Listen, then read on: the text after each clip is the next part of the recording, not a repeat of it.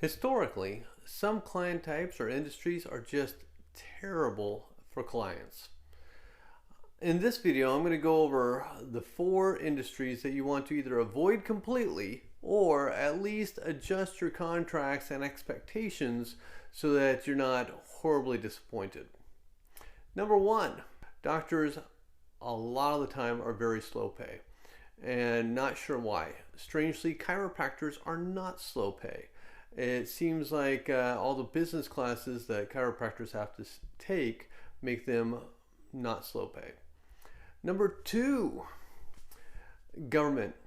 When you're working with government contracts, even if it's just a small county office, they're very slow pay. Many years ago, was bidding on a typesetting and printing job for a county government office. We doubled the price of what we normally charge, and we still won, even though there were 7 other printers bidding. Turns out all the other printers were bidding 3 to 4 times the normal price for printing, and nobody wanted the job because it took 3 to 6 months to collect on even small bills, and a lot of labor to collect on those small bills. So if you're going to do any government contracts, bid accordingly and expect it will take a while to collect because they are slow pay. Number 3, politicians. Another government related thing. Strange, huh? In the printing industry and many other industries, I'm sure, if you are doing printing for a politician that is running for office, make sure to get half your money up front and half upon delivery, because after the vote is in, if they do not win their office, they probably won't pay you. This has happened many times to many printers I know. Number 4, lawyers. I was warned not to do any programming contracts with lawyers.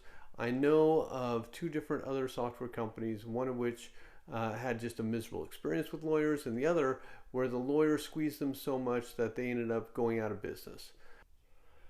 A friend of mine was a junior partner in a legal firm, and they asked me if I would help with a patent software for them. I didn't want to because it was a lawyer firm, but because it was a friend, I made the exception. It was one of the worst mistakes of my life.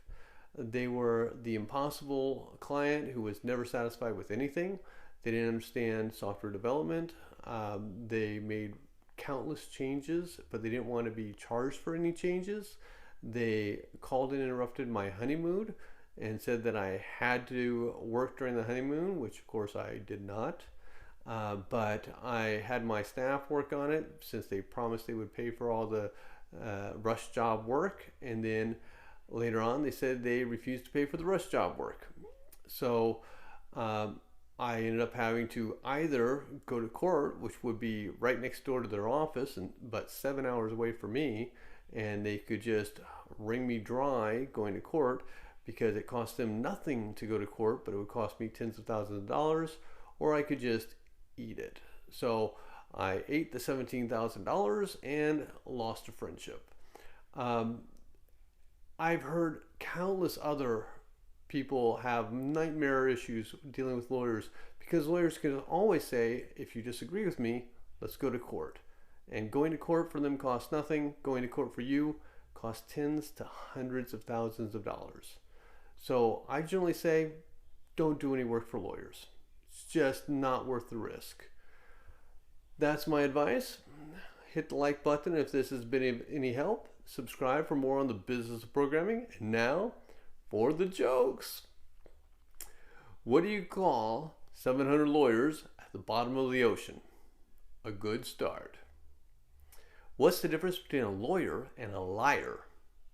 Pronunciation. What do you call a bad lawyer? Senator. What's the difference between a lawyer and a leech? A leech stops sucking your blood after you're dead. What looks good? What is brown and looks good on a lawyer? A Doberman. How do you keep a lawyer from drowning? Take your foot off his head.